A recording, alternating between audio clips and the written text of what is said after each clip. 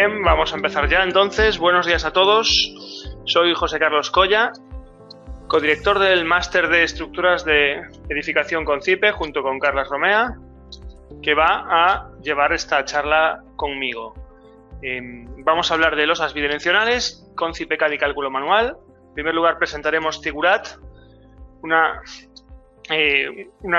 consultoría de formación dedicada a tres aspectos: a digitalización, BIM y estructuras. Y en este caso vamos a hablar del máster de estructuras. Los másteres de estructuras se basan en una composición en la que la base es el máster de estructuras de edificación con CIPE, que da pie a esta conferencia. También másteres de especialización de cimentaciones, metálicas y estructuras de concreto con enfoque sismo resistente, y además el máster de rehabilitación y el máster de puentes. Insisto, vamos a basarnos en el máster de estructuras de edificación con CIPE, un máster enfocado a proyectar obras convencionales que suponen en realidad el 90% de las edificaciones que vemos en nuestras ciudades. Se trata de estructuras de edificación, de pisos y de naves industriales sencillas, que son la mayoría de las que vemos en el polígono. Hablaremos de estructuras de concreto, hormigón armado, y de estructuras de acero. Trataremos las cimentaciones superficiales y, por supuesto, un enfoque sísmico, dado que la mayoría de los participantes están ubicados en zonas de alta sismicidad, que es toda la costa pacífica y del Caribe. Todo esto se hace mediante proyectos y casos prácticos, basados siempre en el software de CIPE Ingenieros, que es, digamos, lo que dio pie en su momento al nacimiento del máster, CIPE-CAD y CIPE 3D. Basado todo en dos cuerpos normativos, las normas españolas por un lado, basadas en las normas europeas, código técnico, instrucción de hormigón estructural, instrucción de acero, y las normas americanas basadas en ASC 7 para acciones, ACI 318 para concreto, AISC 360 para acero, etcétera. Y de ahí derivan, evidentemente, la mayoría de las normas latinoamericanas que también se tratan de manera puntual. Pero al final, dominando estas, pues tenemos el panorama completo. Bien, hemos hecho ya, digamos, la primera parte de lo que sería la charla de hoy, la contextualización, presentar Figurat y el máster de estructuras. Vamos a pasar a dos temas. Vamos a hablar primero de una obra regular de forjado reticular, también llamado losa casetonada. Vamos a hacer un cálculo manual, lo va a llevar el profesor Carlas Romea, cálculo hecho por el método directo, y después calcularemos la misma obra, la llevaremos a CIPE-CAD. Veremos los resultados, no vamos a hacer el modelado ya. Y después veremos el caso de obras no regulares, que podemos conseguir con modelos de CIPE-CAD y cómo interpretarlos. Entonces, esta es la obra que vamos a ver, muy regular, varias filas de columnas o pilares, formando un rectángulo, apoyos directos sobre las columnas o pilares, sin vigas, y esta es la estructura en planta con sus ábacos, perfectamente regular, y que vamos a pasar a dimensionar. Entonces doy paso al profesor Carlas Romea, que nos va a desarrollar el cálculo manualmente. Después, como digo, lo veremos con CIPE-CAD. Hola, buenos días. Ya nos hemos presentado anteriormente. Vamos a explicar un poco el cálculo directo manual de este tipo de estructuras para que vean un poco la dificultad inicial que tiene, y después veremos cómo, con una herramienta potente como es el programa CIPE-CAD, podemos resolver de manera rapidísima este tipo de cálculos. Para entender cómo se calcula o cómo se dimensiona una losa maciza, en primer lugar, que después nosotros vamos a simplificar con una losa aligerada, que es la que llamamos en este caso casetonada. Aunque el método de cálculo es el mismo, la ventaja de las losas aligeradas es que tienen el mismo comportamiento que una losa maciza, pero como contrapartida tienen menos peso propio y, por tanto, al ser más ligeras, transmiten menos cargas a la cimentación. Vamos a empezar con la geometría que nos ha presentado el profesor José Carlos Coya, ya que es una geometría regular precisamente para facilitar el cálculo. Y lo que tenemos serán todas unas distribuciones de pilares en un sentido y en otro, en donde vamos a tener, en este caso, unas cuadrículas regulares que van a generar unos rectángulos en la estructura completamente regulares, de manera que los pilares están alineados. Evidentemente, este tipo de estructura es una excepción porque es difícil encontrar en la realidad estructuras que cumplan geometrías tan regulares. Precisamente por eso, el poder trabajar con herramientas potentes como son los ordenadores nos va a facilitar la cuestión. Lo que es importante es ver a primera imagen en una estructura regular que tenemos una dirección estructural formada por los pilares en el eje X y luego tendremos una dirección estructural en el eje Y. Este tipo de estructuras regulares, nosotros en el estudio manual, que es también como lo hace el código ACI y recoge la norma española, la EH del 2008, podemos separarlo o estudiarlo como si fueran pórticos aislados. El método que nosotros conocemos con el método de los pórticos, en este caso, de manera que cada alineación de pilares formará un pórtico que vamos a llamar virtual. Llamamos pórtico virtual por el hecho de que esta estructura en el plano es continua, pero nosotros lo vamos a estudiar en función de estas alineaciones regulares. De modo que si nosotros miramos la geometría, tenemos unas distribuciones entre pilares de 6,40, 6,55 y en la otra dirección exactamente igual. Bueno, en primer lugar, conocer la geometría nos va a permitir, en este caso, estudiar cada uno de estos pórticos.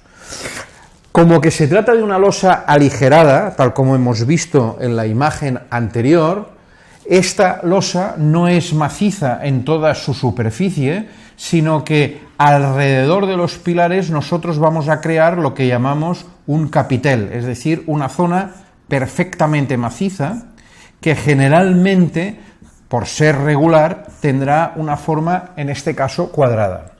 Y entre un pilar en la zona maciza y otro pilar en la zona maciza, lo que vamos a hacer es aligerar estas zonas mediante unos nervios resistentes que se consiguen a partir de unas piezas de aligeramiento.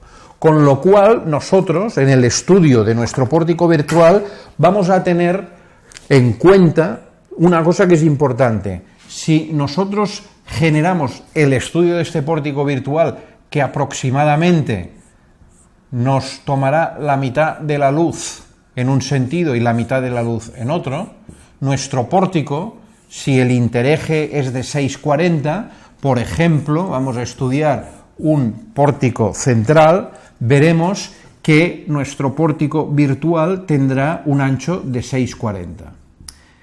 Este número, para este ejemplo, está hecho expresamente porque en la definición que ustedes tienen de este tipo de forjado, que vamos a llamar reticular, por cuanto que conforma una retícula, en este caso perfectamente regular, es una retícula de 80 por 80, de manera que tendremos siempre en una sección un canto perfectamente definido de 30 centímetros con una capa superficial de 5 centímetros y luego tendremos unos aligeramientos que nos crearán unos nervios que tendrán un ancho de 10 centímetros.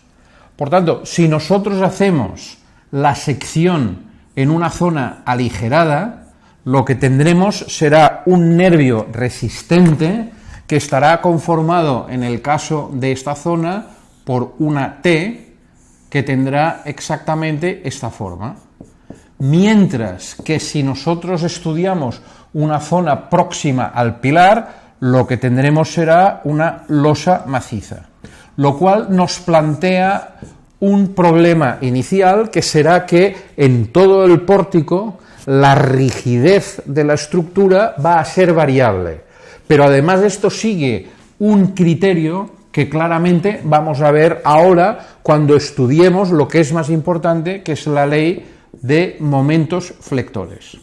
Para estudiar esta ley de momentos flectores, lo primero que nosotros hemos de saber es cuál es la carga que soporta esta estructura, y a partir de conocer este estado de cargas, nosotros estaremos en condiciones de poder deducir la ley de momentos flectores, la ley de esfuerzos cortantes, y de aquí dimensionar la estructura. Bien, en este tipo de estructuras, con una retícula de 80 por 80 y un canto de 30 centímetros, que normalmente serán un aligeramiento de 25 más una capa de 5, en este caso superficial, por tanto este 30 será la suma de 25 más 5, por la práctica habitual en este tipo de estructuras nosotros podemos conocer el peso propio de esta estructura. Y de acuerdo con la experiencia que ya tenemos, sabemos que este peso propio de esta estructura es de 4,20 kilonewtons metro cuadrado. Sobre esta estructura vamos a colocar unas cargas muertas que vendrán a partir del suelo que nosotros vamos a colocar, que será 1 kilonewton. También podemos contemplar la tabiquería, otro kilonewton, y podemos añadir 1 kilonewton más como una carga que nosotros podemos tener debido a instalaciones o algún otro tipo de carga que nosotros tengamos en cuenta. Y después la sobrecarga de uso, que si es una vivienda vamos a tomar 2 kilonewtons por metro cuadrado. Por tanto, sumando todos estos valores, 4, 5, 6, 7 y 2, que tendremos en este caso 9 kilonewtons metro cuadrado. Esta carga de aquí la podemos eliminar y podemos quedarnos en 8,2, que será en este caso el valor que nosotros vamos a considerar en nuestra losa. Pues bien, como que estamos trabajando con estructuras de hormigón, de concreto, estos valores generalmente los vamos a multiplicar por coeficientes de seguridad, de tal manera que este valor final, saben que la parte de peso propio y cargas muertas se multiplica de acuerdo con la norma europea con 1,35 y que la sobrecarga de uso se multiplica por 1,5. Estos factores de seguridad nos permiten calcular el caso de nuestra losa para saber exactamente la ley de momentos flectores que nos permitirá dimensionar esta estructura. De acuerdo con los valores que nosotros hemos tomado anteriormente, sabemos en este caso que el valor que nosotros vamos a tener que considerar serán estos 6,20 por 1,35 más los 2 por 1,5. Y por tanto nosotros trabajaremos con la carga mayorada, es decir, multiplicada ya por los coeficientes de seguridad. Y fíjense que estos valores son los que nos van a permitir calcular la ley de momentos flectores. Antes de pasar a hacer el cálculo directo, vamos a hacer algunas consideraciones que supongo que ustedes conocen a partir de la resistencia de materiales. En primera aproximación, nosotros podemos asimilar nuestro pórtico virtual a una viga continua. Y recuerden que una viga continua de diversos vanos, como es este caso, en donde tendremos 5 vanos, podemos, además por ser regular, asimilarla a una viga en la que tenemos los apoyos, en este caso conformados por los pilares, que soportan, en nuestro caso, una carga continua que tendrá este valor, es decir, el peso propio más la sobrecarga de uso que actuará sobre esta estructura. Y por tanto nosotros sabemos que en el caso de una viga continua, los valores de esta carga nos generarán en esta viga continua una ley de momentos flectores de la cual nosotros podremos deducir a partir del estado de cargas cuánto valen los momentos en los apoyos y los momentos en el centro, lo cual nosotros llamamos generalmente como momento negativo y momento positivo. Y también sabemos que en una viga continua el estado de cargas entre el momento negativo, es decir, sobre el apoyo, más el momento positivo, ha de sumar exactamente el momento isostático. Y sabemos, por otro lado, que el momento isostático de una viga apoyada y con la carga repartida nos da un valor de 1/8 de QL2, siendo este valor Q. Por otro lado, sabemos que nuestra viga, es decir, nuestro pórtico virtual, no está formado por una sola barra, sino que tiene un ancho equivalente a la distancia entre pilares, que en este caso es de 6,40. Pues bien, si ahora nosotros, mediante una simple máquina de calcular, hacemos este cálculo, veremos que nos da por un valor de 11,37. Fíjense que esto, ya que es una carga repartida por metro cuadrado, esto será una carga por metro cuadrado, que si nosotros multiplicamos por el ancho de nuestra viga, 6,70 o 6,40, tendremos exactamente el valor de toda la carga del ancho de 6,40, que representa exactamente 72,76 kilonewtons, y ahora fíjense que ya no es metro cuadrado, sino que es metro porque es repartido. Por tanto, yo ya estoy en disposición de hacer este cálculo. Esto sería si esta viga se comportara exactamente igual como un elemento que tuviera una rigidez continua en toda la altura, en toda la distancia, pero como que tenemos un ancho formado por una zona maciza y a la derecha y a la izquierda tenemos zonas aligeradas, esta inercia en nuestra sección no es la misma y por lo tanto el valor teórico de este momento y de este momento, a partir del isostático, sufre lo que en hormigón armado nosotros conocemos como una redistribución de momentos, que tiene por efecto, precisamente por este reparto diferente de inercias, de que la ley teórica del momento flector que nosotros calcularemos tiene un pequeño descuelgue, es decir, que el efecto que hace en nuestra estructura es como si la ley bajara y tuviéramos una ley paralela con un cierto descenso. Este descenso, de acuerdo con las normas, es aproximadamente del 20% en la parte superior y en la parte inferior. Por tanto, el momento negativo que nosotros tenemos generalmente, si fuera un valor teórico en una viga continua, es este valor. Pero una vez se ha descolgado, este momento negativo es el 80% de este valor, que es el que nosotros calcularemos.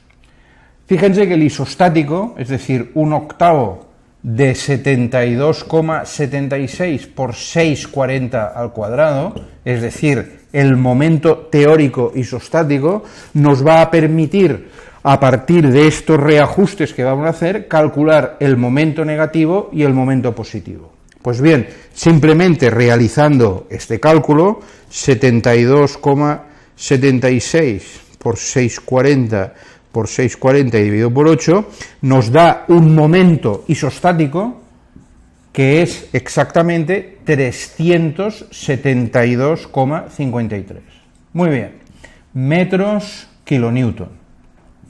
Este valor, que le vamos a llamar isostático, nosotros ahora vamos a distribuirlo en un valor del momento negativo, es decir, en el apoyo, y del momento positivo. Por tanto, yo conoceré la ley descolgada, que es con la que realmente vamos a dimensionar nuestro forjado a partir de estos valores. Por tanto, yo ahora, a partir de esto, hago la distribución. Es decir, Ahora multiplico este valor por 0,80 y por un décimo, y el otro será un 20 por la parte correspondiente. Ya les hago el cálculo directo, que lo tenemos calculado anteriormente, y nos da que el momento negativo es de 242 metros kilonewton y el momento positivo de 130. Por tanto, conocemos en cada una de estas partes el momento en el apoyo y el momento en el centro de el forjado. Pues bien, ahora, una vez tenemos calculados estos dos valores, también sabemos, porque lo hemos comentado anteriormente, que como el ancho de nuestra viga, 640, no tiene una inercia regular, ya que la zona maciza es mucho más rígida que la zona aligerada, vamos a distribuir en cada una de estas zonas los momentos correspondientes a el reparto de la zona maciza y de la zona aligerada. Generalmente, estos momentos en los apoyos corresponden a dos valores que son aproximadamente el 75% en esta zona y el 25% en un caso que será la mitad y en otro caso que será la mitad de este 25%. Y en el centro, el momento positivo, el centro se llevará el 60% y el resto el 40%, de manera que en uno de los lados será el 20% y en el otro lado el 20%. Y a partir de aquí, como que ya tendremos los valores de cálculo directo que hemos calculado a partir del isostático, nosotros podremos saber en cada una de estas zonas cuál momento nos servirá para distribuir el armado correspondiente en la zona de soporte, que es más rígida, y en las zonas aligeradas. Y vuelvo otra vez a la idea que hemos comentado anteriormente. Las zonas macizas tendrán precisamente un canto de 30 centímetros, por tanto será una losa con una distribución de momentos de la cual conocemos su ancho, ya que si en este caso son 4 nervios y tienen una distancia de 80, esta zona maciza tendrá 3,20 metros, mientras que a la derecha y a la izquierda, que será la otra mitad, tendremos 320 dividido entre 2 y en la zona derecha 320 dividido entre 2, lo cual nos corresponde aproximadamente a tener 2 nervios en la zona derecha y 2 nervios en la zona izquierda. Y a partir del reparto de momentos, nosotros podremos directamente armar cada una de estas secciones en función del reparto de momentos, como que la dirección X y la dirección Y son muy similares. Cuando nosotros podamos calcular el reparto de momentos en una dirección, luego podremos hacer lo mismo en la otra dirección. Lo que es importante es darse cuenta que estas losas, si además la distribución de los pilares, como es nuestro caso, es bastante regular, nos permite armarlo en las dos direcciones, ya que este tipo de estructuras se deforma en dos direcciones. De ahí su nombre de bidireccional. Bien, ahora simplemente hemos hecho una explicación de cómo podríamos llegar a calcular, cosa que verán con detalle en el máster si creen que es oportuno que se puedan matricular, pero una vez hemos visto esta explicación, le cedo la palabra a mi colega José Carlos Coya, que les hará este cálculo que hemos explicado de manera sucinta por encima, para que vean directamente con el ordenador cómo se puede hacer de manera mucho más rápida. Es importante también, cuando nosotros diseñemos estos nervios en esta dirección o en la dirección perpendicular, ya que son nervios estructurales, es decir, piezas que son exactamente vigas de hormigón armado, calcularlas de acuerdo con el arte del hormigón armado, es decir, a flexión, a cortante, tener en cuenta el valor resistente, qué armadura han de tener en cuenta, sabiendo que como tenemos un armado superior que va en esta dirección y un armado inferior, el brazo de palanca, es decir, la distancia que ha de haber si nosotros restamos los recubrimientos, en este caso que es un canto 30, el valor real del canto útil normalmente estará restando los dos recubrimientos entre 20, 22 y en los casos más favorables estaríamos en cantos útiles de 25. Luego quedan muy reducidas en función de las distancias los cantos útiles a tener en cuenta. Como que otro de los factores importantes que hay que tener en cuenta es el estado límite de servicio, es decir, las flechas, también deberíamos tener en cuenta que la selección del canto que hemos previsto de 30 se ajuste perfectamente a estas luces y funcione de acuerdo, que no tengamos deformaciones excesivas, porque ustedes saben que en la distribución de momentos el último vano, el extremo, siempre es el más desfavorable, porque al no tener continuidad hace que este momento aumente, pero en cambio este también, el positivo, tenga un armado superior al de los vanos centrales, ya que este momento tiene un valor positivo que será superior al de un vano central. Bien, todos estos detalles que hemos ido comentando, ahora nuestro compañero José Carlos, con ayuda del programa CIPECAT, que es el que ustedes utilizarán, a partir de ahí nos va a hacer exactamente todo esto que hemos visto de una manera rápida por encima, podemos calcularlo directamente con ayuda del programa. Así que doy paso a mi colega, que les acabará de dar la explicación técnica a partir de esta pequeña explicación superficial. Cuando quieras, José Carlos.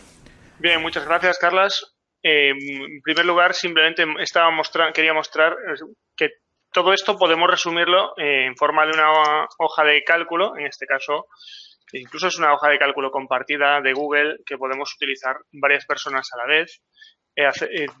Se trata simplemente de que vamos introduciendo valores y vamos obteniendo todos estos valores que poco a poco íbamos calculando manualmente, podemos sintetizarlos de manera muy rápida, ¿no? Entonces vamos a ver, primero voy a pasar 4 imágenes muy rápidas, vamos a ver la deformada, vamos a ver los descensos y flechas, vamos a ver los momentos y los armados. Lo podemos ver directamente aquí ya en el programa. Aquí vemos la deformada. Entonces, esto nos da un poco la pista de lo que nos estaba contando Carlas. Aquí hemos juntado un poco estas columnas. Hay 640 entre las interiores, pero las luces exteriores son de 615, pero no es suficiente. Es un poquito menos, pero no es suficiente y todavía tenemos mayor descenso. En este caso estamos viendo la deformada, veremos que los momentos también, en las zonas exteriores, en particular en las esquinas. Pero bueno, esto nos da una idea de cómo se comporta la estructura. Podemos verlo por hipótesis, podemos verlo por combinaciones. Nos hace ver ya cómo se comporta la estructura y nos da una idea muy clara, sobre todo cuando la estructura sea un poco más compleja. Vamos a ver incluso una animación de la manera de deformarse de la estructura. Esto es muy importante hacerlo justo después del cálculo para ver primero que todo cuadre. A veces, ocurre muchas veces, hay errores en la estructura que no detectamos porque no hemos visto la deformada y a lo mejor pues porque no habíamos apoyado bien unos pilares, por ejemplo, ¿no? Aquí vemos la deformación. Bueno, le puse poca escala. Vemos cómo aquí sí que se ve cómo se va balanceando, cómo va bajando, sube, baja, sube. Bueno, esto nos da una idea del comportamiento de la estructura y veremos cuando la estructura es un poco más compleja cómo puede ayudar muchísimo. Luego tenemos los isovalores de los desplazamientos y aquí vemos claramente, pues aquí hay más descenso, las zonas en morado, casi 2 milímetros en hipótesis de peso propio. Bueno, podemos hacerlo también por combinaciones y podemos consultar las flechas. Eso es muy importante porque realmente lo que nos importa no son los descensos, sino el comportamiento de las flechas. Podemos verlo para cada combinación. Aquí vemos peso propio más carga muerta más carga viva y vemos la flecha. Podemos amplificarla por un factor que nos permite considerar indirectamente el efecto de las flechas diferidas. Aquí estamos considerando un 2,5 y vemos que la flecha es de 0,62. Aquí podemos ver flechas en medio, incluso podemos sacar flechas diagonales, podemos sacar la flecha que queramos entre dos puntos cualesquiera e incluso ver el comportamiento en flecha por varios vanos, aunque esto ya es un poco más extraño, ¿no? Aquí vemos la diagonal exterior, pues, por ejemplo, si tuviéramos un tabique en esta dirección o en esta. Y pasamos entonces ya al punto siguiente, vamos a ver los esfuerzos. Vamos a calcular primero esfuerzos de dimensionamiento o totales. En principio nos calcula momento X y momento XY, es decir, lo que sería el equivalente al torsor de la losa. Luego aplica el método de Wood y nos da los esfuerzos de dimensionamiento. Ya considerándolo todo, por ejemplo, vemos momento X, cuantía inferior, superior, momento X, superior, por ejemplo. Vamos a verlo así. Y aquí vemos valores similares a los que había obtenido Carlas, perdón. Vamos a poner 320. En principio nos van a parecer un poco distintos porque lo que nos está dando el programa son kilonewtons, o sea, metro kilonewtons por metro. Tenemos que multiplicar por 320. Vamos a verlo. Aquí lo tenemos capturado. Flectores totales. Aquí estamos leyendo, hemos superpuesto en este montaje los negativos, o sea, los momentos que determina la armadura superior y los positivos.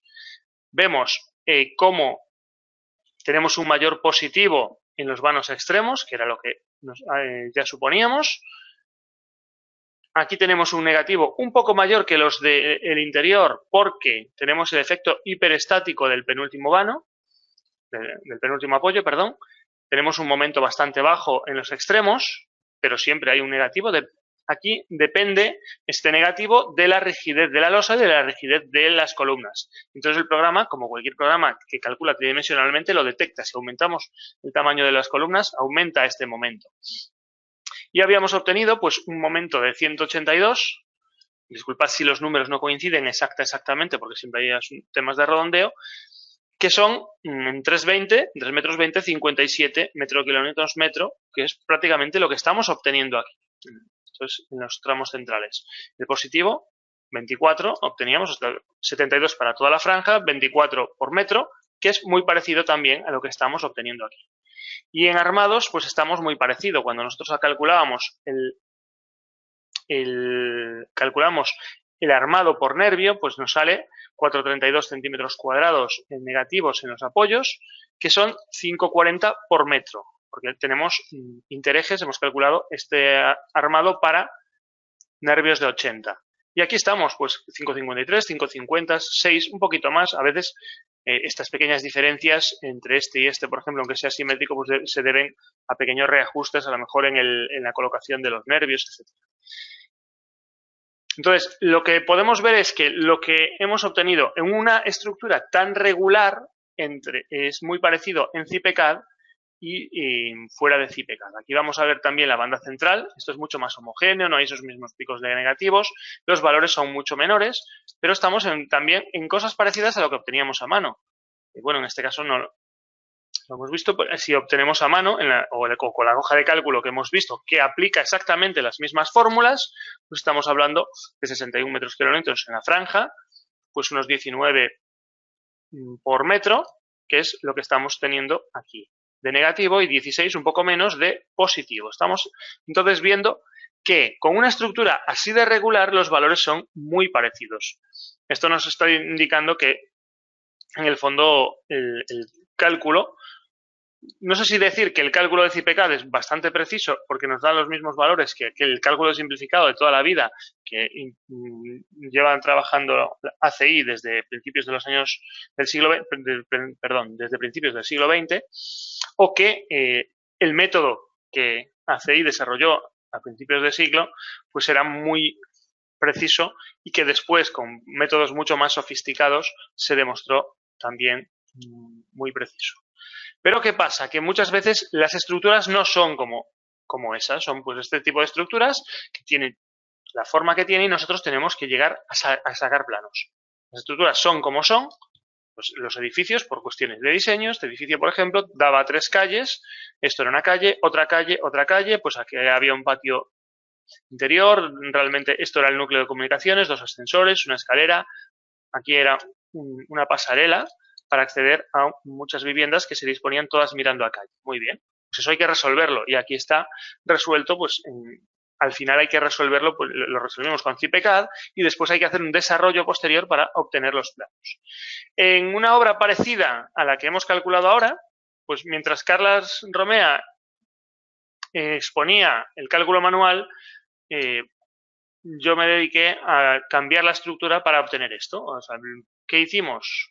¿O qué hice? Pues ponerle aquí unas vigas curvas, unos vuelos, unos huecos, un hueco de un patio, un ascensor, una escalera. Todo esto es muy difícil trasladarlo a un cálculo manual. Aquí esto es quebrado, aquí hay un pequeño vuelo, aquí estas luces son diferentes porque estos pilares están más separados. Todo esto es bastante difícil de trasladar a un cálculo, de considerar en un cálculo manual y mucho menos por el método directo. Podríamos incluso hacer el método de los pórticos virtuales, que ya implica un trabajo bastante mayor. Aquí tenemos, por ejemplo, también el caso de una losa maciza, que tiene varias columnas bien colocadas, pero tiene también una pantalla que es más grande. Tenemos, ¿qué más? Bueno, losa maciza en sótano, pero estos 3 son muros, es decir, esto cambia totalmente la manera de ver la estructura. ¿Y qué hacemos? Pues obtenemos una deformada.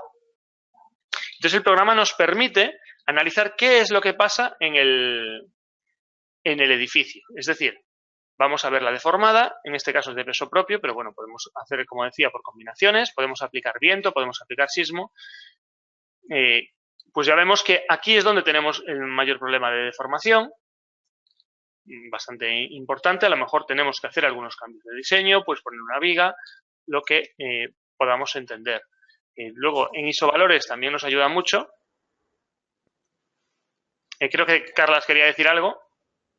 No, hombre, que tú lo haces con ordenador y vas mucho más deprisa, pero lo que es interesante con los isovalores que se muestran es ver exactamente el comportamiento de la deformación que intuimos a partir de las leyes de momentos flectores. Y una vez has desarrollado esta intuición, el programa lo que ha de hacer siempre es comprobar o reforzar la idea que tú ya tienes de cómo ha de funcionar esta estructura. Porque ahí, claro, le pones los huecos de ascensores, las limitaciones que representan las rampas, etcétera, pero ahí se ve clarísimo que el azul claro son puntos de apoyo. Exacto. Como la línea verde casi no se deforma, pero la morada es que tiene una deformación brutal. Sí, ya se ve. Efectivamente, como sería de esperar, tenemos estas 2 columnas, aquí hay una luz importante, esto está volando, esta viga es curva, bueno, pues aquí tenemos ciertos problemas y podemos analizar, en este caso, pues los momentos, los esfuerzos que tenemos. Bien, cortante, momento en X, podemos verlos con sus valores, mira, por cierto. Aquí se ve clarísimo el pórtico virtual, ¿eh? Exacto, se ven muy claros, momento X, esto aquí sube. Estos son los pórticos, en este caso en X, y vemos cómo tiene aquí negativos, aquí positivos. Y bueno, el momento X sí que es lo que hablábamos, el torsor que se produce en algunas zonas, es decir, el cambio del momento flector. No existe un torsor como una viga, es otro concepto, pero bueno. Perdona, no pases de esta pantalla. Yo le invito a los que nos están escuchando que a través de esta imagen busquen... Bueno, los forjados reticulares del ingeniero Pierluigi Nervi y se darán cuenta que antes del uso de ordenadores él ya sabía exactamente esta distribución porque hacía los nervios exactamente con esta forma. Pierluigi Nervi, uno de los grandes ingenieros de estructuras de hormigón del siglo XX. Bien, y podemos también, como decíamos, calcular pues las cuantías. Tenemos aquí inferior, superior dirección X, como habíamos calculado anteriormente. Vamos viendo, aquí vemos que hay puntos donde son mayores, por ejemplo, este 837, que se debe a que este vano está interrumpido por el hueco y entonces no puede prolongarse de la misma manera que se prolongaba. Todas estas cosas que van pasando, tenemos que analizarlas para obtener unos armados apropiados. Aquí vemos el armado, en este caso está sin igualar, hay que hacer un trabajo importante de igualación, bien a partir de las cuantías, bien con una igualación automática que tiene el programa a máximos o bien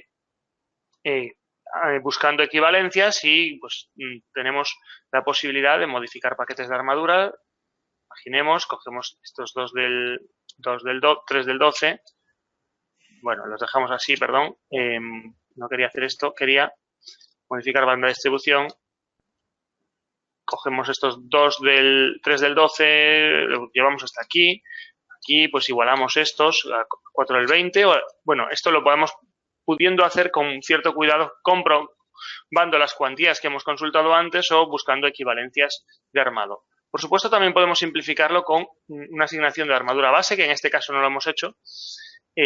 Nos coloca una armadura base y luego ya se simplifica muchísimo más la armadura que se obtiene. A ver si puedo recuperar aquí la armadura. No la guardé. Forjados reticulares, este es el armado sencillo. Vamos a ver aquí en esta tabla, pues aquí como hemos igualado, en la parte superior hemos igualado las barras. Aquí hay dos, una del 16 y una del 12, aquí luego son una del 12 y una del 12, aquí son del 20. Aquí, sin embargo, en esta parte inferior vemos que se van mezclando del 10, del 12, 16, 20, porque no hemos hecho el trabajo de igualación. Si hacemos el trabajo de igualación, queda todo mucho más ordenado y es muy importante para llevarlo a obra. Y entonces, pues a partir de ahí, vemos así una serie de casos en los que el cálculo manual habría sido bastante complejo, pero hacerlo directamente por ordenador y no pensar un poco en lo que tenemos tampoco nos aportaría nada. Es decir, necesitamos hacer este modelo, ver el comportamiento tridimensional, analizar, pues aquí qué pasa, tenemos un armado, una deformación mayor, vamos a verla, vamos a analizar los momentos, vamos a analizar el comportamiento y finalmente tenemos que llegar a esto, a un armado construible con una armadura regular y que se pueda colocar en obra. Y vemos aquí forjados inclinados, vemos pues eso, una geometría bastante compleja, con ángulos.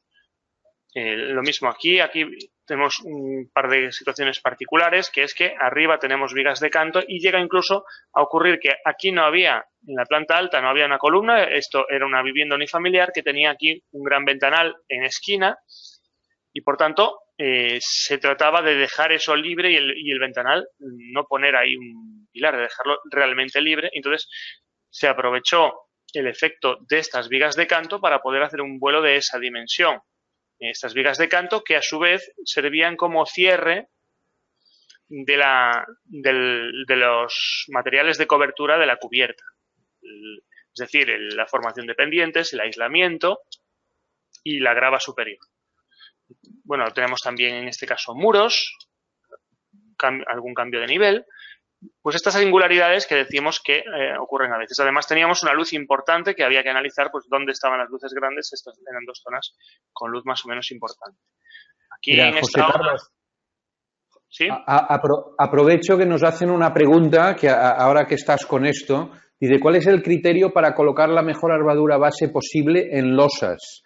A ver, esto no es una pregunta que se pueda contestar directamente, porque es un compromiso entre varias cuestiones que son, por un lado, las cuantías de armadura que salgan las mínimas posibles, pero que sea también la más fácil de colocar, porque si la mano de obra es cara, aunque la cuantía sea algo elevada, lo mejor es que el armado base, como mínimo, en un 80% de lo que es la losa, no necesite mayores refuerzos en el positivo. Y esto siempre hace que la estructura sea más económica porque necesitas menos tiempo para montarlo. Pero en cada país el coste de la mano de obra es el que determinará cuál es la armadura base posible. O sea que no es un solo criterio, sino que hay muchos y además variables en función de los costes de mano de obra. Ahora hemos contestado a José Valentín, que nos hacía esta pregunta, por tanto, a partir de aquí, y también nos pregunta Mariano Tierno, ¿el programa dimensiona los aligeramientos a corte? Sí, también, el programa lo hace, pero ya iremos respondiendo. Continúa, por favor, porque ahora que veía estas preguntas, digo, así ya las tenemos respuestas. Sí, bueno, en este caso se trata de una estructura donde las losas son losas macizas, no reticulares en este caso, también con comportamiento bidireccional, aunque en este caso vemos casi 4 pórticos casi alineados. Hay desniveles que forman entre sí unas vigas de canto, vemos varios pilares metálicos, otra singularidad, muros en la base, con lo cual el forjado de base, que también en este caso era una losa maciza, tenía suficiente profundidad para ser encofrado y ya se apoyaba en algunos casos en los muros perimetrales. Aquí tenemos otra estructura en la que la cubierta está apoyada totalmente sobre pilares metálicos. Sin embargo, el techo de la planta baja está apoyado sobre algunos pilares que son de hormigón. Bueno, tienen una sección bastante importante, rectangular, por motivos compositivos del diseño. Esto eran unos porches y, de hecho, se ven unas vigas de canto absolutamente innecesarias desde el punto de vista resistente, pero con función constructiva, porque cerraban ese porche de manera que luego el falso techo se colocaba directamente a esa altura, ¿no? Claro, el programa permite considerar el efecto de tener esas vigas de canto y la reducción que pueda tener en los esfuerzos el tener vigas de canto y no tener las losas apoyadas directamente en las columnas. Y lo mismo pasa en el sótano, pues tenemos la losa sobre muros. Incluso hay una viga, aquí vemos una viga con 2 columnas que se apean. Esto es un garaje y aquí no podían bajar estas 2 columnas que arriba tenían que estar por diversos motivos justo en esa situación, no podían estar más abiertas. Entonces hay una viga y bueno, esa viga, además de sostener las columnas, pues llega un momento en que este paño trabaja apoyado también en esa viga por el canto que tiene. Se comporta de manera totalmente bidireccional. Si solo tuviera pilares, el comportamiento sería diferente. Y si no estuviera esta viga, pues también sería diferente, porque tendríamos 2 muros y sería casi un comportamiento unidireccional entre un muro y otro. Al aparecer esta viga, pues aparece un efecto bidimensional en el comportamiento de la losa. Bueno, otro caso más o menos similar, pero aquí ya tenemos una luz que era muy importante, tanto aquí como aquí. Era una luz de gran tamaño que se salvó con esa losa maciza, pero además esa losa pues tiene un vuelo hacia esta parte. Aquí había unos lucernarios que se apoyan en la punta de ese vuelo e incluso pueden ayudar, es decir, en cierto modo es un peso que se carga en punta de vuelo, pero el vuelo no es muy largo y lo que ayuda es a equilibrar la luz contraria. Y arriba, bueno, una losa maciza sencilla sobre varias columnas. Y bueno, incluso podemos hablar de estructuras muy monolíticas. Esta es una estructura ya totalmente con muros, tiene apenas un par de columnas metálicas en el interior. Pues lo mismo, tenemos que hacer un análisis completo tridimensional. Vamos a aprovechar la tridimensionalidad que ofrece los cuerpos homogéneos de losas y muros. Con esto, a pesar de estos enormes huecos, pues la estructura se comportaba de manera razonablemente buena, con quizá aquí un poco más de deformación, tampoco muy exagerada, y bueno, luego de ahí todo eso tiene que concluir en un trabajo de preparación de las armaduras hasta obtener unos planos que sean razonables. José Carlos, bueno, antes de llegar a la última, déjame contestar una pregunta que nos hace Juan Antonio Asensio sobre las flechas, que nos dice que lo importante es la flecha activa. A ver, en la norma del código español, la EH08, deja bien claro que la máxima deformación de un forjado es 1 centímetro a tiempo infinito. Por tanto, aquí no hay duda posible. Recuerden que los programas de cálculo basados en la matriz de rigidez generalmente solo hacen cálculo lineal y que, por tanto, las flechas y deformaciones que da el programa generalmente se tienen que multiplicar por un coeficiente de 2,5 a 3. Por tanto, 1 centímetro quiere decir que en el cálculo que ustedes hagan con las combinaciones más desfavorables, la flecha activa ha de ser del orden de unos 3-4 milímetros, no más. Por tanto, ahí tanto el código europeo, el Eurocódigo 2, como el ACICODE marca perfectamente esta flecha activa de deformación 1 centímetro, por tanto no hay interpretación posible. Bien, añado que además de esas comprobaciones podemos hacer las comprobaciones del código técnico, que en el caso el código técnico de España, que contempla tres verificaciones, que son la de la flecha activa, pero también la de la flecha instantánea, lo que llama la comprobación de conform, y la flecha diferida, la flecha al tiempo completo, lo que llama la combinación de apariencia, la comprobación de apariencia, que bueno, nunca queda muy claro exactamente lo que es, porque se define que una flecha es excesiva por apariencia y cuando nos preguntamos qué quiere decir apariencia, el código nos dice, el eurocódigo nos lleva a que no sea una flecha demasiado excesiva. Dice que no es una cuestión visual, realmente sí que no tiene otra interpretación posible. Tiene que ser algo visual, por eso le llaman así, aunque después, para no dejarlo solo en algo estético, le dicen que no tenga una flecha excesiva, la pescadilla que se muerde la cola. Pero bueno, la esencia es que tenemos esas tres comprobaciones. Podemos, en este caso, vemos que podemos consultar las combinaciones para combinación característica, frecuente o cuasi permanente, con las combinaciones que queramos. Es decir, frecuente, pues vamos a ver que tenemos la sobrecarga multiplicado por 0,5 y en el caso cuasi permanente la vamos a tener multiplicada en este caso por 0,3. Pero luego tenemos la amplificación por desplazamientos, que es un valor que tenemos que darle nosotros manualmente, porque en este caso sí que ya el programa no puede y prácticamente no hay métodos de cálculo capaces de de cuantificar el efecto de la flecha diferida. En el caso de vigas sí que puede hacerlo. El programa primero nos va a pedir, cuando le damos los datos, nos va a pedir el instante de cimbrado, el momento en que se hace la aplicación de las cargas muertas, que pueden estar en dos fracciones, la sobrecarga. Con todos esos datos, el programa va a poder calcular las flechas de vigas, va a calcular la diferida. Nos va a hacer un cálculo, nos va a dar diferentes flechas y podemos, aquí vemos aprovecho ya para enseñar el editor de vigas, en el que podemos ver y editar todos los armados. Los planos nos darán toda esta información, nos hace todas las comprobaciones de las vigas y aquí vemos el cálculo de flecha. Nos va a dar comprobación de flecha total instantánea. Bueno, nosotros le vamos a decir cuáles son las limitaciones según las del código técnico, o también, como decía el profesor Carlos Romea, podemos aplicar las DHE o las limitaciones, que nosotros queramos. Aquí vemos las comprobaciones todas de la flecha. Aquí incluso el diagrama de aumento de flecha. Cuando se descimbra, aumenta la flecha, luego aumenta paulatinamente por fluencia,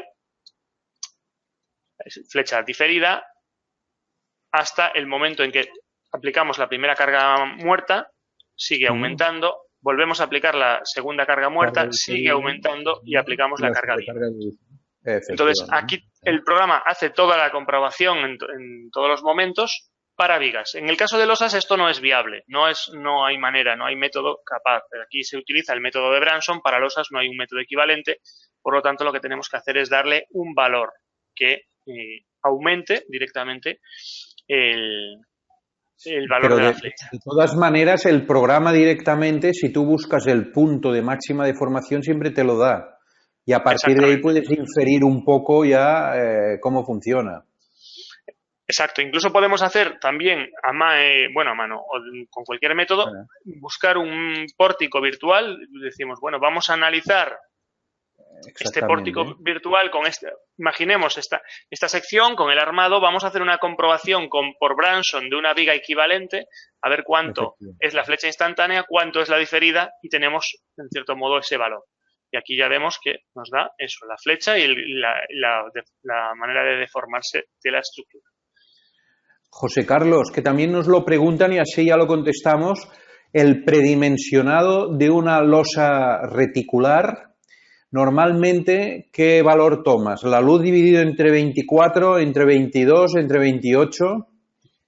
Bueno, aquí tenemos toda una batalla, incluso en el libro de Florentino Regalado podemos ver una comparación de valores. Cuando hablo del libro Florentino regalado me refiero a un libro sobre reticulares que publica la propia CIPE. Un maravilloso libro, grande y exhaustivo, y hace un repaso de diferentes limitaciones del canto, porque es un valor fundamental, con diferentes normas, y hay una variación de valores enorme, desde eso, 1 casi 30 a 1 por cerca de 20. Y muchas veces depende de la tipología de uso, sobre todo. La mayoría de las veces que vemos, por ejemplo, bibliografía americana, son forjados muy esbeltos porque están pensados para centros comerciales, aparcamientos, edificios de oficinas donde la tabiquería no suele ser un problema. Cuando tenemos viviendas, la tabiquería es un problema y tenemos que ir mucho más apretados. Entonces, como además casi nunca, seamos realistas, la realidad es que casi nunca tenemos una luz para dividir, es decir, aquí sí, aquí tenemos una luz de 6,15, pero evidentemente este proyecto es artificioso. Lo que vamos a tener en la mayoría de los casos son proyectos como este, en los que, bueno, con un poco de suerte tenemos alguna luz por aquí, pero es que resulta que esta luz está interrumpida por este patio, esta luz va cambiando, aquí aparece un vuelo raro, aquí otro vuelo que cambia la luz, entonces casi nunca tenemos una luz. Al final lo que tenemos que hacer es aproximar más o menos con cualquiera de esas fórmulas, un 1 partido por 24, por ejemplo, pero luego meterlo en cálculo, ver cómo se comporta y sobre todo ver si está compensado. Aquí, por ejemplo, lo que nos está diciendo esta imagen es que no estamos compensados. La imagen que va a aparecer ahora de la deformada, tarda un poquito, perdón. Lo que nos está diciendo es que hay algo aquí que se nos va, mientras que el resto de la estructura está bastante compensada, excepto estas luces. Si conseguimos compensar la estructura, entonces sí que vamos a tener un forjado afortunado, porque si no, lo que vamos a tener es que todo estará correctamente dimensionado y aquí vamos a tener un sobrearmado brutal, o al revés. Si ponemos el canto para esto, el resto de la estructura va a estar armada prácticamente por cuantías mínimas. Mira, aprovecho también que ahora nos preguntan aquí, dice, buenas tardes, profesor, el criterio que escogeríamos para definir el espesor de la losa nervada, bueno, ahora lo acabamos de comentar. Las losas planas con vigas en el software permite efectuar chequeos de punzonamiento, sí, tomando en consideración los criterios de columna fuerte, flexión. ¿El método de resolución del software se lo realiza a través del método del porteo equivalente? No. Miguel Atapuma nos pregunta, o sea, el software, el programa CIPE, lo que hace es que genera una malla espacial, en este caso simulando el plano del propio forjado, y a través de estos diferencias de rigidez entre las zonas macizas y las zonas aligeradas, nos crea esta malla que en realidad es un cálculo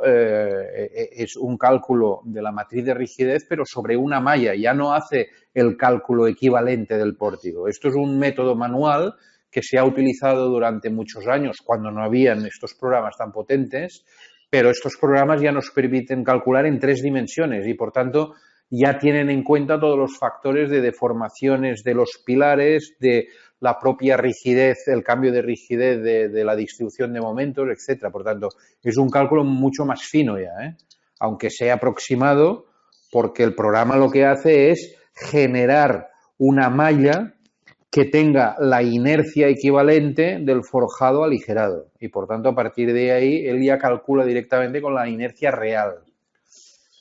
Sí, en este sentido, yo tengo un chiste que ahora que está muy de moda todo esto del BIM, yo digo que los programas de estructuras en general, ya no solo CIPECAD, llevan haciendo BIM desde hace 20 años o 30. Sí, porque sí, es así. Porque CIPECAD desde el año 1990, pero muchos programas, casi todos los programas lo que hacen es un modelo de información del edificio, es decir, un BIM. Lo que pasa es que un BIM parcial solo de la estructura y a veces, bueno, el manejo no es igual que en otros programas ya mucho más avanzados en los que podemos cambiar cualquier parámetro en cualquier sitio. Aquí, por ejemplo, no podemos cambiar en esta ventana de consulta del modelo 3D. Podemos consultar las propiedades de una barra, pero no podemos editarlas, por ejemplo. Pero eso ya no es una cuestión solo de BIM, sino del manejo del programa, ¿no? Pero en cierto modo ya todos los programas lo llevan haciendo así. La diferencia entre CIPECAD y todos los otros demás programas, eso sí, es la manera de introducción. Nosotros prácticamente estamos dibujando un plano y de ahí sale el modelo de cálculo. Nosotros no dibujamos las barras nunca, nosotros dibujamos columnas, dibujamos vigas, dibujamos Claro, forjados y o el losas programa a partir de directamente. esto genera la malla de cálculo, sí, sí. Exactamente, y el programa genera la malla. Esto es lo singular de CIPECAD, en ese sentido es un programa diferente. Y siempre, pues eso, pero tiene en común con todos los demás programas desde hace ya prácticamente 30 años, que ya todos generan una malla, un modelo tridimensional y el cálculo por pórticos equivalentes y todo esto pues quedó muy en el pasado. Y ahora ya nos pasas la última diapositiva en donde se ve ya toda la dificultad que podemos encontrarnos en una obra real, ¿no? Sí, aquí teníamos, Ahí. bueno, tenemos el caso de una obra real con 3 sótanos, desniveles, en planta baja, una zona con losa maciza. Apeos por Local un comercial tubo, que ¿veo? sí, tiene aquí, por ejemplo, este pilar que se apea. Bueno, aquí algún efecto extraño también de cosas que tenían que sobresalir hacia arriba y no, pero bueno, apeos de pequeños trozos de muro de concreto apoyados sobre una losa con muy poca carga. Estamos hablando además de una zona no sísmica. Nos preguntan por aquí también Sí. si realizamos las comparaciones con cargas dinámicas o sísmicas.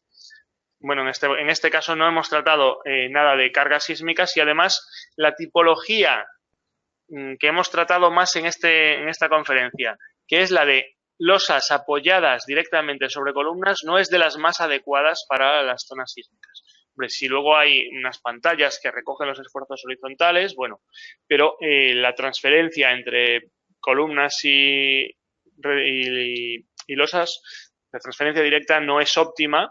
Entonces, no suelen utilizarse sin vigas en zonas sísmicas a menos que tengamos, pues eso, otros refuerzos, otro tipo de rastramientos.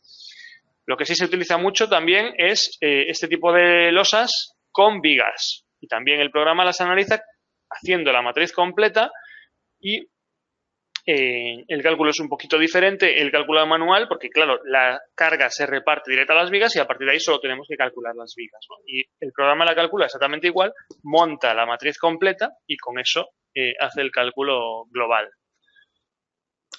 Bueno, nos preguntan siempre, por cierto, si CIPECAD calcula sismo y calcula viento y con normativas. Entonces, como es una pregunta muy habitual, pues sí, tiene muchas normativas. Vamos a ver, normativas de hormigón, pues españolas, Brasil, bueno, europeas como la de los eurocódigos, norma de Portugal, aplicado a Portugal, la norma propia de Portugal, Brasil, Argentina, Estados Unidos, la ACI, por supuesto, Chile, la norma mexicana, eurocódigos, Sudáfrica, Bulgaria, España, Brasil, Italia, Francia, Rumanía, India, Bolivia, Perú, Colombia y Rusia. La mayoría de las normas latinas están incluidas aquí. Quizá no todas, pero bueno, siempre se puede calcular con la ACI como se hace con la mayoría de los programas. Y en cuanto a sismo, que viento y sismo, vamos a ver, sobre todo el sismo, en viento también hay todavía más normas. España, Unión Europea, método general en el cual nosotros le damos los espectros a nuestro gusto, calcula siempre con el método modal espectral, aunque también puede calcular con método simplificado. El típico, vamos a ver, por ejemplo, la norma española. Aquí. Bueno, no. En este caso tenemos aquí el cálculo sísmico. Vamos a ver. Bueno, que tenemos está en otro menú el tema del cálculo por el método simplificado. Bueno, pues eso, NSR de Colombia, que nos preguntan muchas veces. Aquí tenemos un método de análisis dinámico o estático, fuerzas laterales equivalentes, que se puede calcular pues con el método de fuerzas laterales equivalentes. Normalmente ya una vez que tenemos un programa de ordenador vamos a calcular con el método dinámico. Y lo mismo para viento, también tenemos la posibilidad de introducir automáticamente las acciones de viento de muchos países y por supuesto un método general para incluir cualquier curva de presiones de viento que queramos. Permíteme que acabe de hacer un par de respuestas que nos hacen también. Aquí nos pregunta, si dimensiona los nervios de losas reticulares a corte, ¿por qué no calcula estribos en los mismos? Bueno, si no son necesarios, no se han de colocar estribos. Solo se colocarán estribos si tenemos una gran carga y el nervio, cuando entra en el capitel, que generalmente sí resiste a corte, se tendrá que poner algún tipo de armadura complementaria, pero si no, no es necesario. El programa te avisa en los nervios alrededor del ábaco cuándo es necesario y cuándo no colocar una armadura a corte, que son estos puntos que nos está enseñando José Carlos ahora en el programa. Cuando son valores, por ejemplo, redondos del 8, son despreciables, pero ya cuando son valores superiores sí que habría que mirar de colocar algún tipo de armadura. Aquí en España es habitual colocar lo que llamamos un serpentín de avión, que lo que hace precisamente es absorber esta armadura de corte. Pero siempre es mejor no colocar armadura a corte porque esto representa más mano de obra. Entonces, una solución si en un programa o en una estructura tenemos muchos problemas de corte es, en vez de hacer los nervios de 10 centímetros, aumentarlos a 12 o a 15, de manera que la cuadrícula, en vez de ser de 80 por 80, pueda pasar a ser de 85 por 85 o de 82 por 82. Y otra pregunta que nos hace, dice Néstor Barrera, compresión de 5 centímetros encima de los nervios. ¿Se calcula la armadura inferior de los ábacos? En general, como que los ábacos están a compresión, ha de haber una armadura mínima de montaje. Por tanto, el programa, si tú lo programas para que te diga la armadura mínima, que será un 18 por 1000 o la parte que le toque, pues hay que poner una armadura mínima y no hace falta ni calcularla en este caso porque no es necesaria, más que por retracción o por algún tipo de... Por tanto, los nervios de corte no son necesarios si no se colocan, pero se pueden poner nervios más anchos. Siempre es preferible.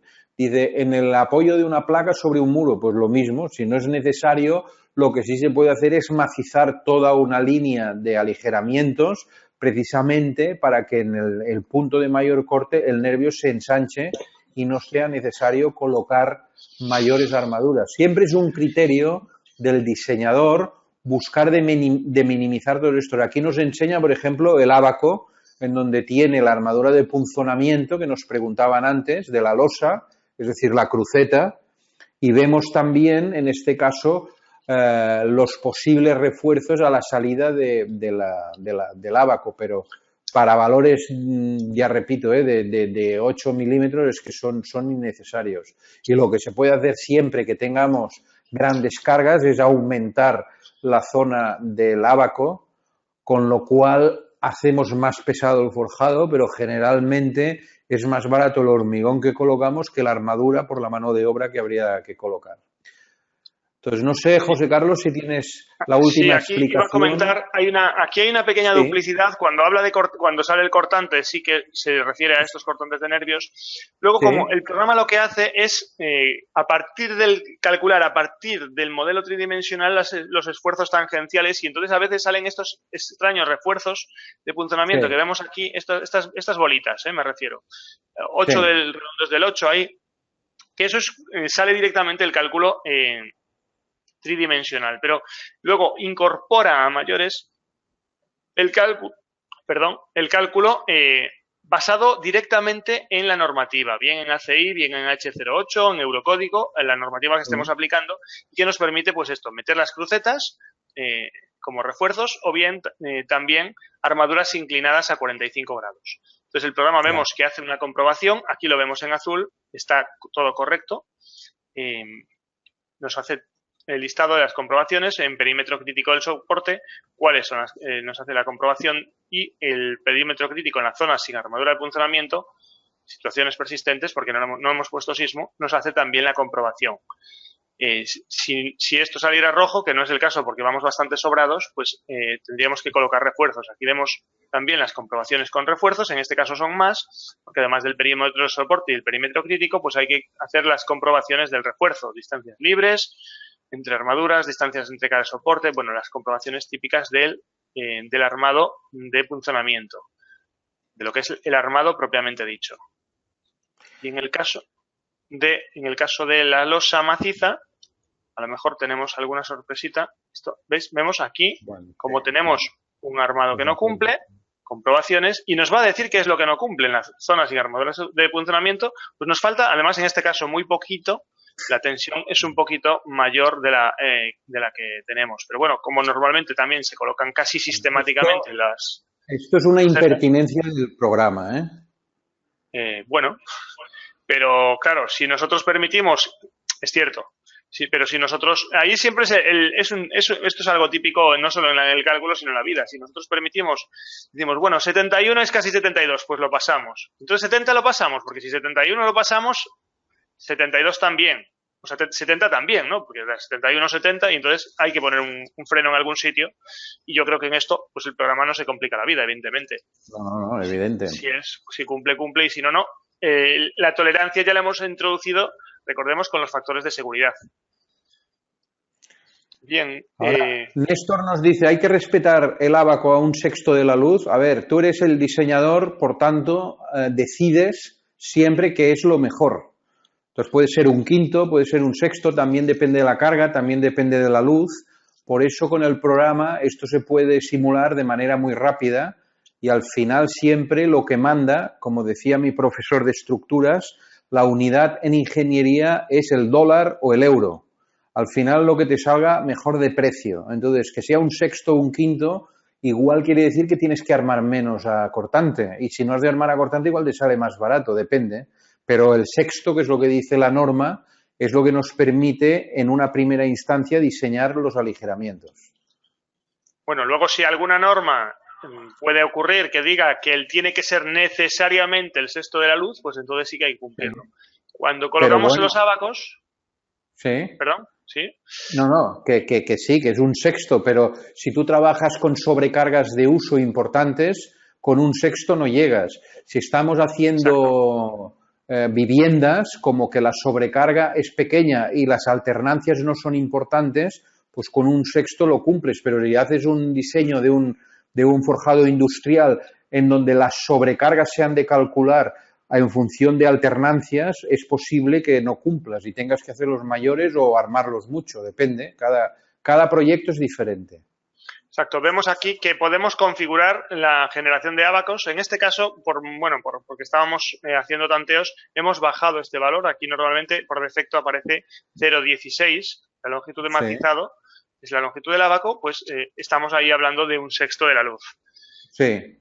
Entonces, el programa genera automáticamente los ábacos. Generar ábacos, configuración, vamos a cambiarlo a punto 16. Vamos a borrar los ábacos en esta planta. Los hemos borrado y podemos en cualquier momento volver a generarlos con el nuevo criterio. ¿Qué pasa? Que en este caso van a ser más grandes. Vemos que son un poco más grandes porque eso, las habíamos forzado un poco. Sí. Y antes de finalizar, me dicen que recordemos que hay al final de la presentación que rellenar una encuesta, que por favor les pedimos a todos los que han participado que la rellenen y nos la hagan llegar a la dirección que tienen, por favor, porque así nosotros sabremos exactamente cuál es su criterio. Y ya si nos presentas la última, pues, para ir acabando. La última diapositiva es simplemente recordar que todo este tipo de contenidos forman parte del máster de estructuras de edificación con CIPE, un máster en el que se tratan cuestiones generales de cálculo, desde el proceso de proyecto y el BIM, los modelos de cálculo, acciones y conceptos de seguridad, las estructuras de hormigón y de acero, cimentaciones, las naves industriales de acero y de concreto prefabricado, sobre todo de acero, y por supuesto un bloque dedicado exclusivamente al sismo. Lo que vimos hoy está encuadrado en la parte de concreto, predimensionamiento y análisis. Podríamos hablar también de predimensionamiento en las cuestiones generales, las bases de proyecto, pero en este caso pues, es un predimensionamiento típico de una tipología muy particular de estructuras de concreto, predimensionamiento y análisis y el armado de la estructura en cuanto a que después hay que hacer un proceso de detallado que en buena parte lo hace el programa, pero en el caso precisamente de los reticulares exige también bastante artesanía. En cuanto a cuestiones ya académicas, nos preguntan si hay posibilidad de obtener becas. Todo esto tenemos que emplazarles a los a nuestros asesores, porque nosotros ya, Carlas y yo, somos puramente técnicos y en todo lo que son cuestiones económicas y de gestión no tenemos ningún papel. Muy bien, pues con esta última diapositiva, si tienen alguna última pregunta, porque por mi parte yo ya no añadiría nada más, creo que la presentación ha quedado bastante clara. Agradecemos al profesor José Carlos Coya desde Galicia, que nos ha explicado con mucho detalle el funcionamiento del programa. Yo, por mi parte, si no tienen más preguntas, me despido. Les agradezco su interés y todos aquellos que quieran acceder al máster saben que si nos dejan los datos se pondrán en contacto con ustedes. Y, por mi parte, pues saludarlos desde Barcelona. Gracias a todos. Y recuerden de rellenarnos la encuesta, que es muy importante para nosotros. Muy bien, muchas gracias a todos por vuestra asistencia y nos vemos en los foros. Muchas gracias a todos y hasta pronto. Muchas gracias desde Barcelona.